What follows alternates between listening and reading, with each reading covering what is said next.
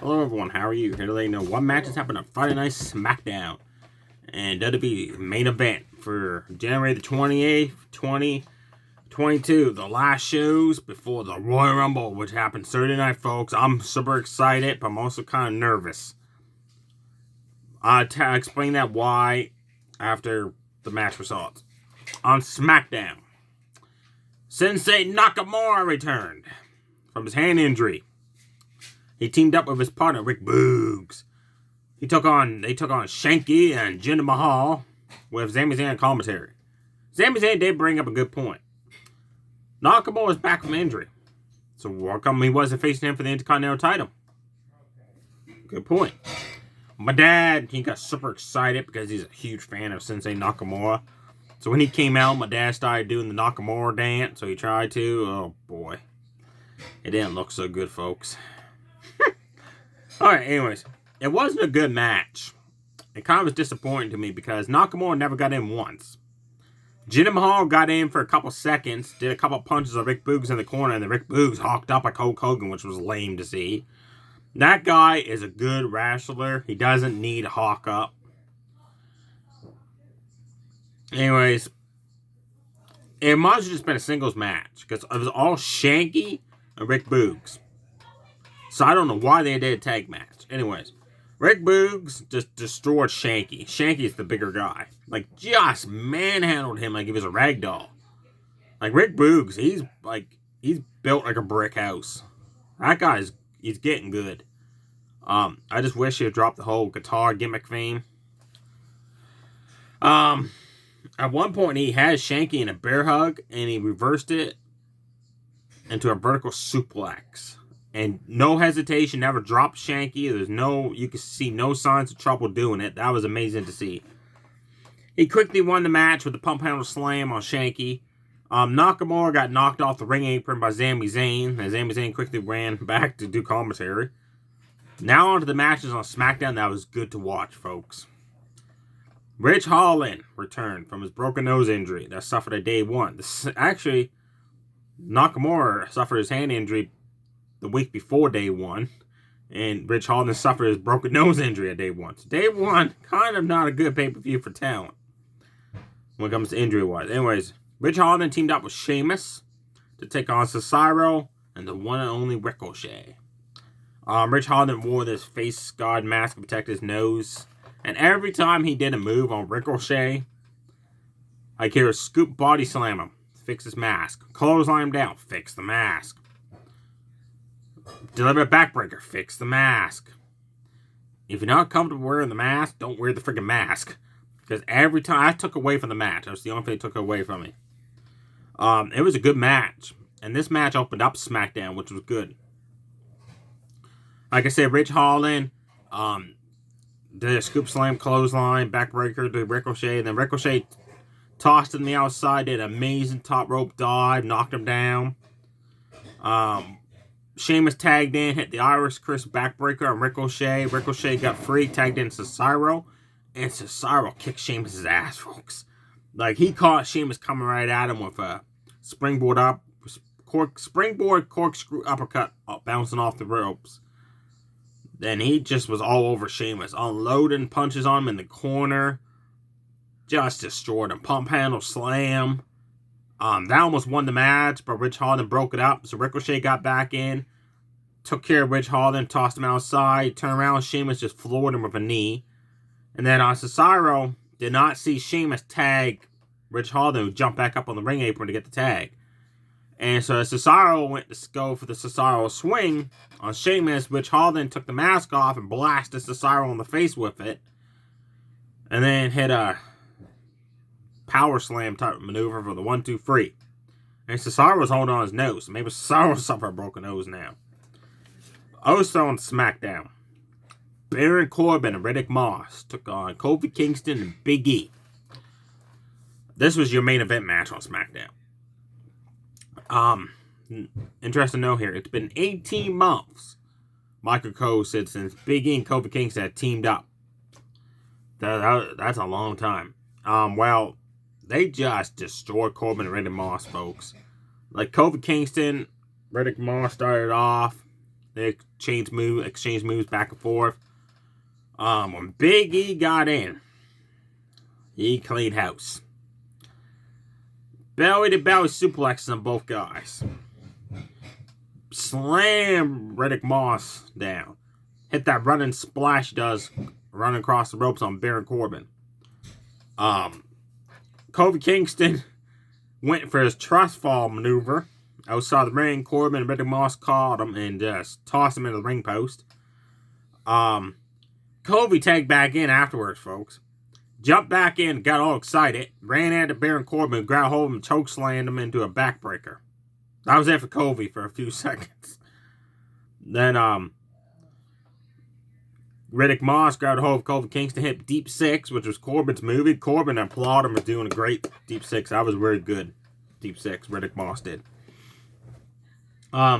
Big E pulled Riddick Moss out. Actually, I'm sorry. He pulled Baron Corbin outside the ring. Took care of him. Then he tagged back in, and the New Day delivered Midnight Hour on Riddick Moss for the 1-2-3.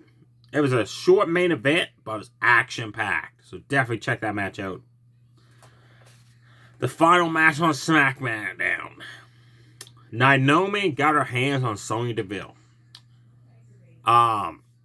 Before the match started, Sonya Deville told the referee, "I'm ordering you to count fast." When I pin Naomi, the referee said I have under authority that I have to call this match right down the middle. So I guess Adam Pearce made that call. They never really explained who did.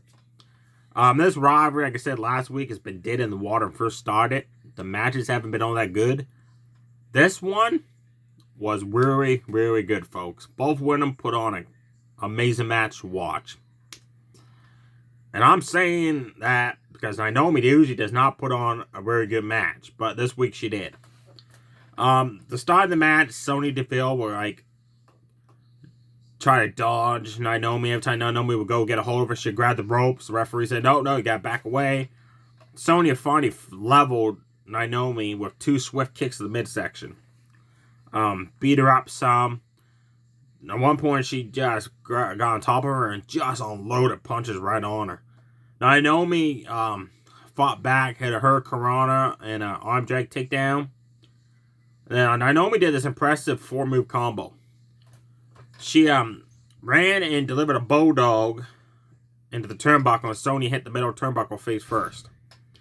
Then Naomi had top rope cross body. Then she did a HBK leaped up into an enziguri kick. Then she did a jump up leg drop. And Sonya Deville kicked out of that move combo. That was impressive.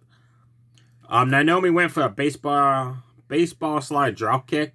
And Sonya countered it and leveled Naomi outside. Like that move she did was amazing.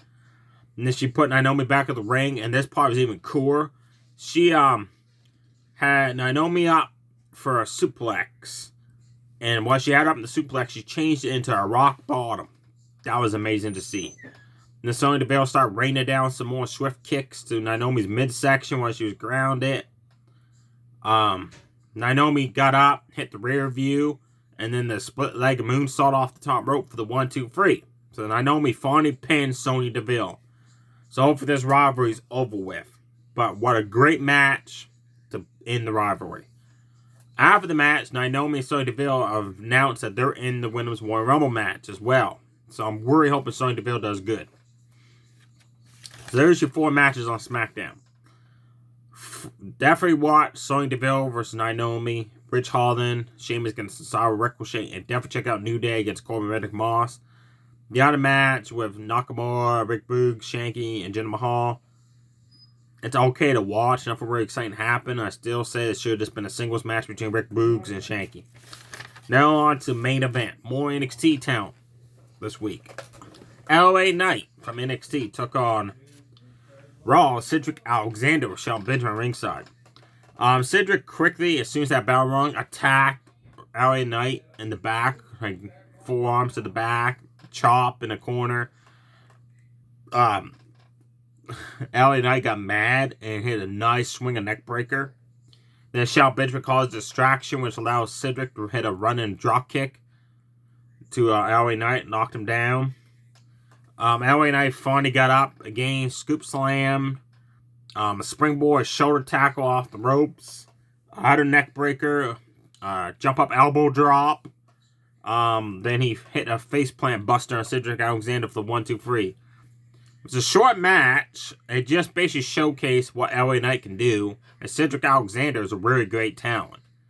Former Raw Tag Team Champion. Former Cruiserweight Champion. And he's basically being used now as a squasher for people from NXT, it looks like. Which is a shame. Because Cedric Alexander and Shelton Benjamin as a tag team are really good. They should be on a winning streak again. Hopefully that happens soon. The other match. Roderick Strong. I was excited for this because I'm a big fan of Roderick Strong. Took on T-Bar. Now, anytime T-Bar comes out, he does a pose on the stage. Well, he's been pissed, I guess, because he's lost on main event for a few weeks now. He came out and just walked to that ring. No pose, got in, and just started kicking Roderick Strong's butt, folks. Like, Roderick Strong started doing those, like, Ric Flair chops, one after the other, and T-Bar just absorbed it and just leveled him with a big boot. And grabbed hold of him and did that. Like, one backbreaker, still hold on to him, deliver other backbreaker maneuver. Then just tossed him across the ring and he was done with him. Roderick Strong hit a nice knee to the guts. T-Bar floored him with an axe handle in return. So no matter what Roderick Strong could try to do, T-Bar was mind focus was, I'm going to kick some butt and win a match for the main event. He won the match, folks. Roderick Strong did deliver 2 back-to-back enziguri kicks, and he did that running like forearms across all 4 ropes. And T-Bar just said enough is enough, grabbed hold of him, hit the sit-down choke slam for the 1-2-3. So T-Bar is your winner. There you have it, folks. Definitely check out T-Bar versus Roderick Strong on main event. The other one, nah, it was okay. Now, Warrior Rumble. It's been leaked that Charlotte Flair versus Ronda Rousey is going to happen at WrestleMania this year. So that means Ronda Rousey or Charlotte Flair is going to win the Royal Rumble match. They were talking about Becky Lynch versus Ronda Rousey, and I got super excited because that's never happened before. We were supposed to have that Survivor Series in 2018, but Becky got injured because of Nia Jax. So they went with Charlotte Flair versus Ronda Rousey as the pay-per-view. So we've only had Charlotte Flair versus Ronda Rousey. We never had Becky Lynch versus Ronda Rousey. And that's what fans really wanted to see. But nobody wants to see Charlotte Flair versus Ronda Rousey again. But that's what they're going with. So I don't know who Becky Lynch is going to be defending her title against more WrestleMania. Now, I've got my fingers crossed that this year's Royal Rumble match kicks off the show. Because if they kick the men's Royal Rumble match starts off the main show this year, then there's no possible way Brock Lesnar, Roman Reigns, or Bobby Lashley, or Seth Rollins that are in title matches can compete in the Royal Rumble match, win it, and ruin it. This way you can have somebody exciting to win, like Big E, Baron Corbin, Drew McIntyre again if he's clear to compete, Kevin Owens, like on and on. But if the men's Royal Rumble match is the main event, then I guarantee you that Roman Reigns, Brock Lesnar, one of them's going to lose the title and enter the Royal Rumble and win it and just ruin the whole fame. So I definitely don't want to see that. And there's a lot of people online that do not want to see that as well. That we're actually all hoping the men's Royal Rumble match is first this year, which I am hoping it is as well. Let me know below in the comment sections who you like to see win the Royal Rumble on Saturday night. The Royal Rumble matches. And are you hoping as well that the men's Royal Rumble match is first and not last? So that way Roman Reigns, Brock Lesnar can't get in and win it and ruin it. Stay safe, everybody. Too sweet. Bye.